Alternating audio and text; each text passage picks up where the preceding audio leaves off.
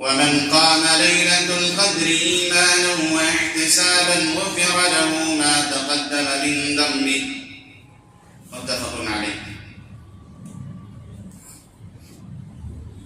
حاضرین جمعہ،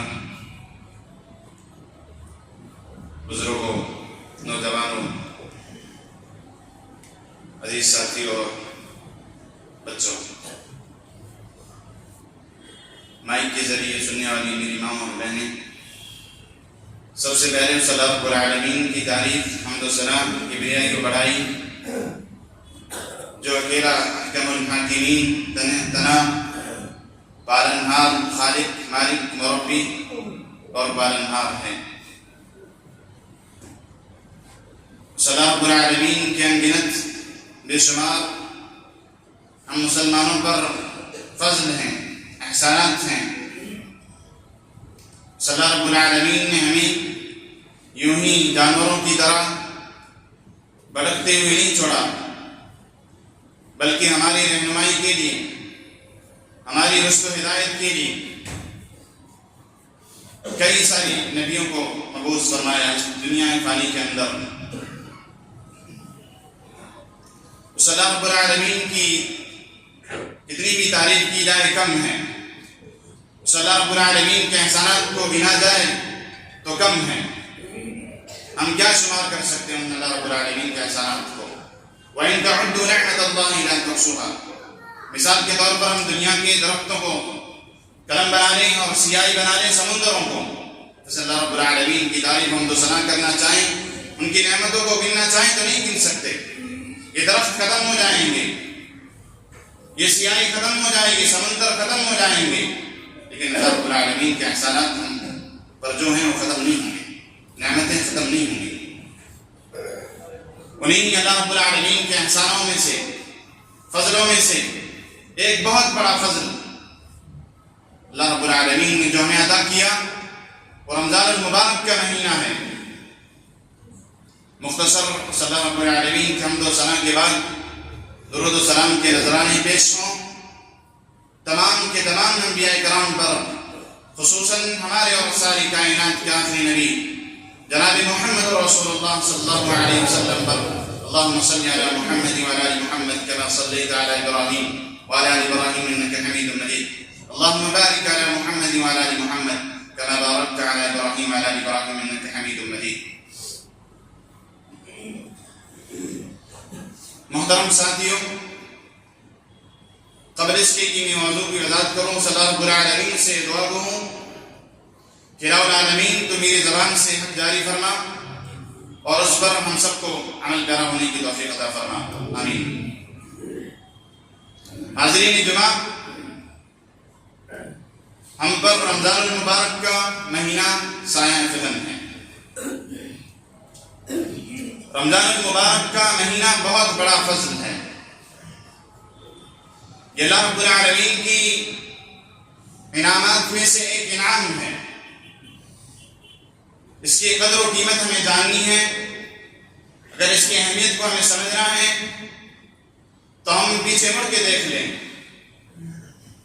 ان ساتھیوں کی طرف سوچ لیں، غور و فکر کر لیں جو پچھلے رمضان تو ہمارے ساتھ تھے لیکن اس رمضان ہمارے ساتھ نہیں ہیں۔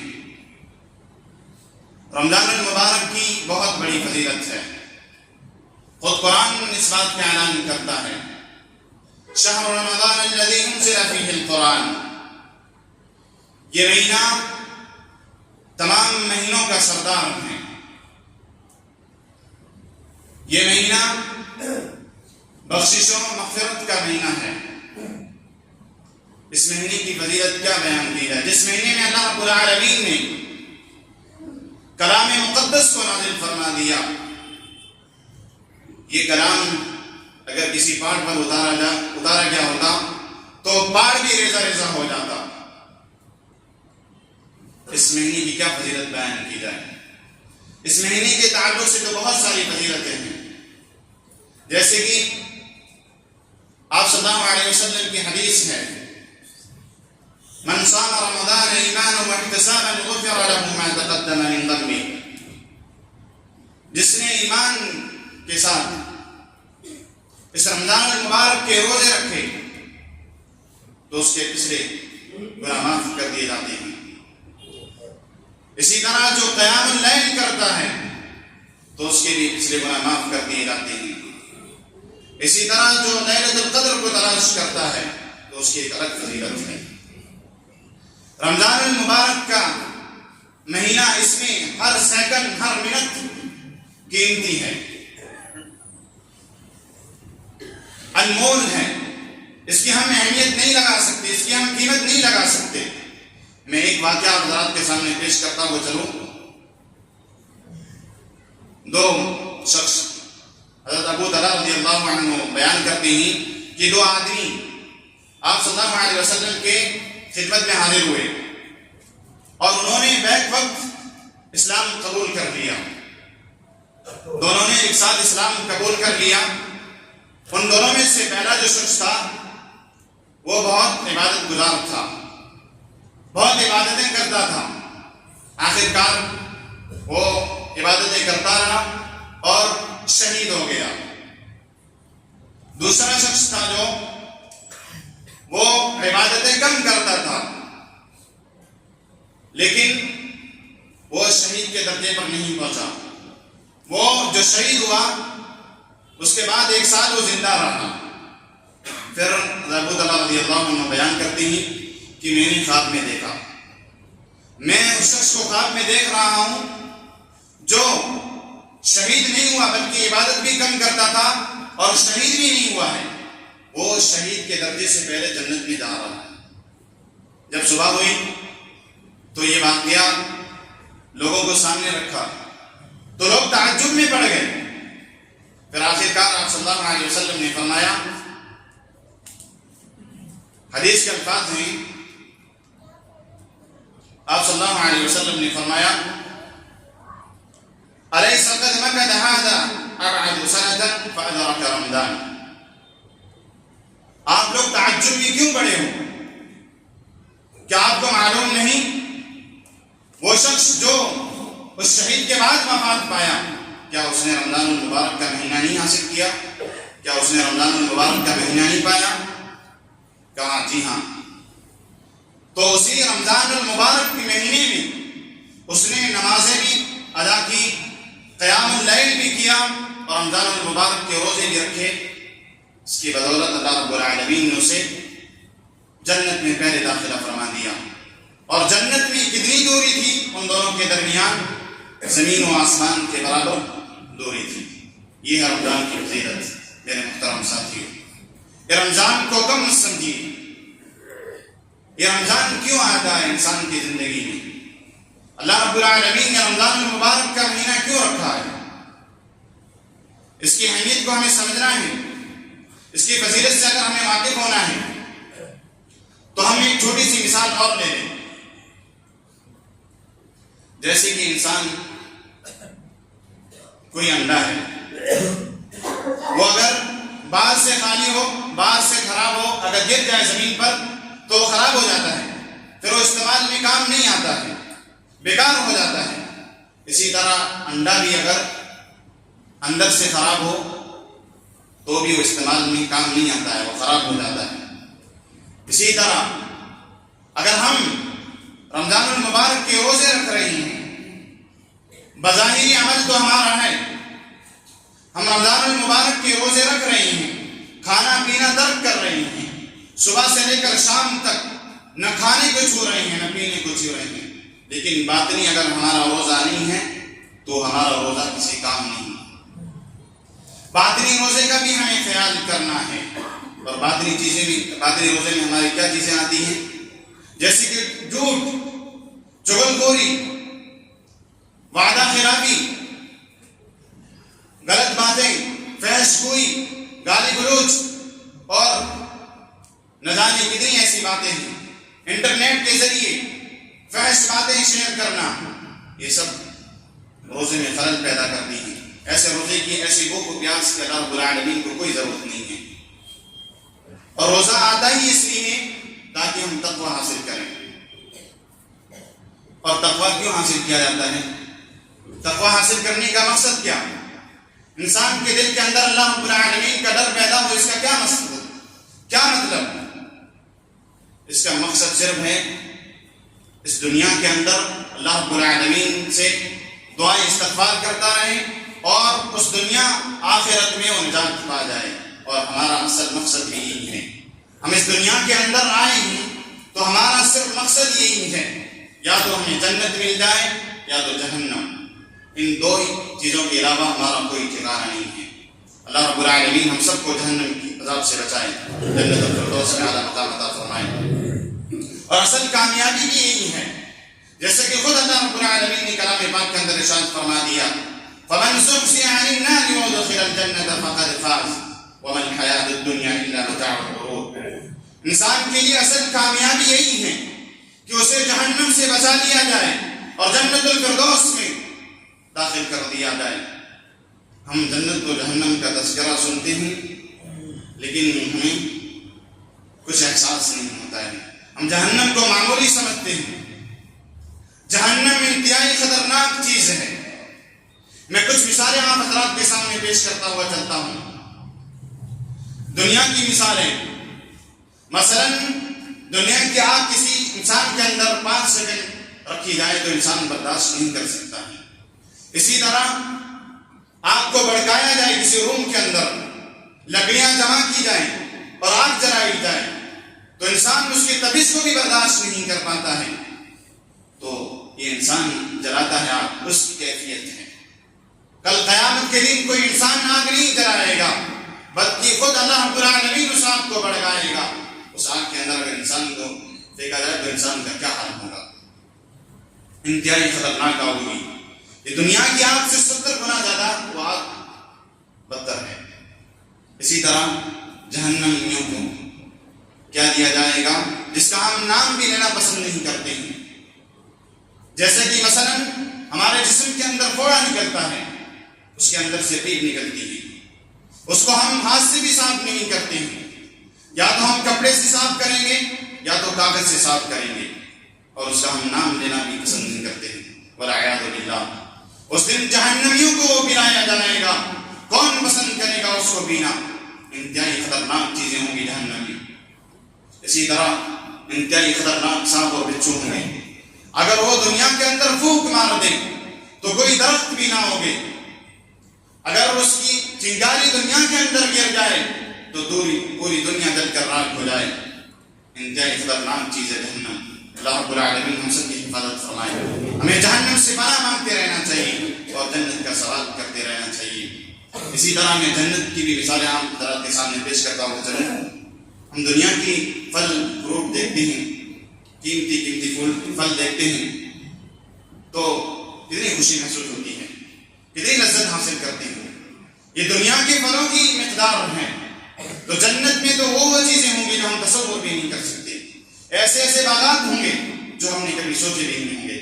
میرے محترم ساتھیوں، ہمیں جہنم سے بچنے کی دعا کرتے رہنا چاہیے اور جنت میں داخل کی دعا کرتے رہنا چاہیے. یہ رمضان المبارک کا مہینہ آتا ہے اس لیے تاکہ ہم اللہ رب العالمین کا تقویٰ اختیار کریں. تقویٰ کہتے ہیں کس کو ہے؟ تقویٰ کہتے ہیں کہ اللہ رب العالمین کا ڈر. اب ڈر اس کو نہیں کہتے ہیں کہ 4-5 لوگ کھڑے ہیں تو صرف اللہ رب العالمین کا ڈر ہے. فلاں شخص دیکھ رہا ہے تو برائی سے رک جانا، یہ ڈر نہیں ہے. اصل ڈر تو تنہائی میں بھی ڈرنا، خلوت میں بھی ڈرنا، جب کوئی نہ ہو، اکیلے بیٹھے ہو ایک کونے کے اندر، تب بھی اللہ رب العالمین کا ڈر پیدا ہو. اور یہ تو بدرجہ لوگوں کے سامنے، تب تو اور زیادہ اللہ رب العالمین سے ڈرنا چاہیے. کیونکہ لوگوں کے سامنے ڈرنے کا مطلب تو لوگ موجود ہیں، وہ ثبوت ہے، لوگ خود آپ کے سامنے دلیل ہیں.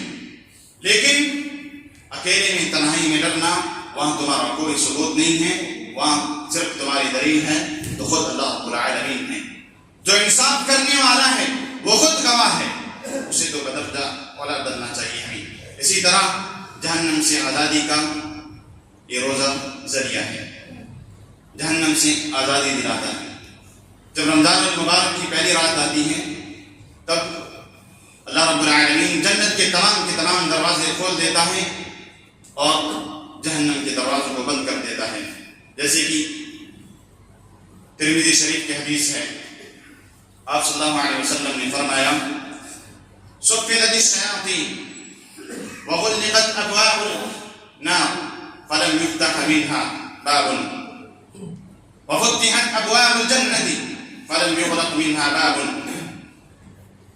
يا منادي يا مرادي يا باغي الخير أقبل يا باغي الشر أقبل يا باغي الخير أقبل ويا باغي الشر أقصر.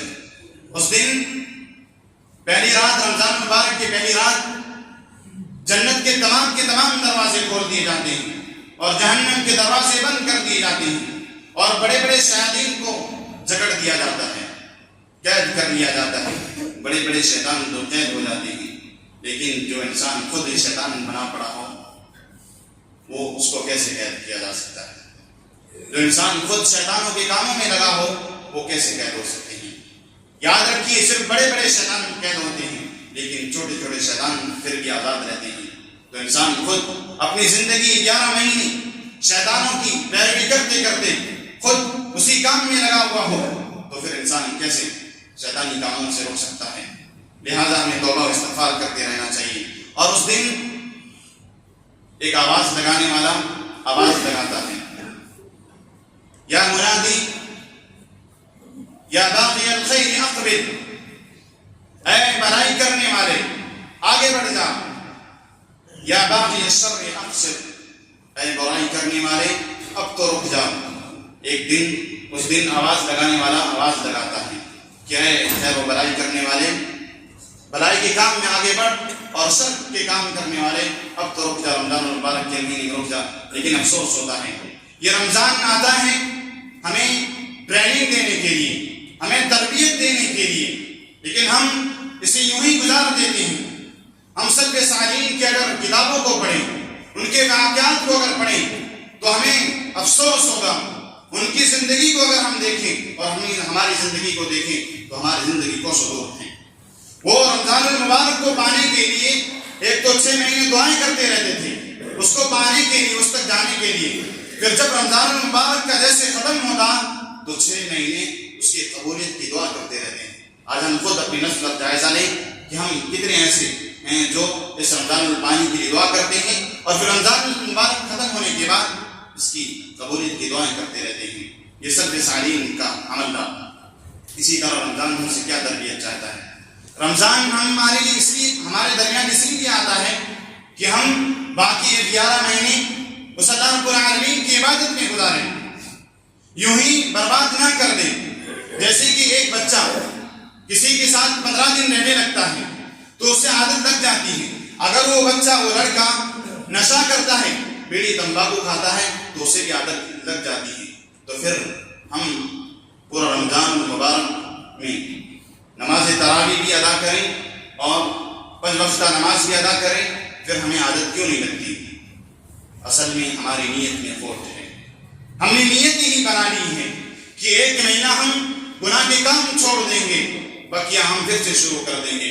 1 مہینہ ہم انٹرنیٹ یوز کرنا کم کر دیں گے، پھر سے دوبارہ اسی مال پر آ جاتے ہیں.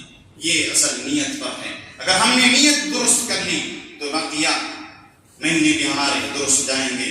اسی طرح میرے محترم ساتھیوں اور بھی بہت سارے رمضان المبارک کے فضائل ہیں. اللہ رب العالمین سے دعا ہے کہ رب العالمین ہم تمام مسلمانوں کو رمضان المبارک سے برکات نیکیاں حاصل کرنے کی توفیق عطا فرما.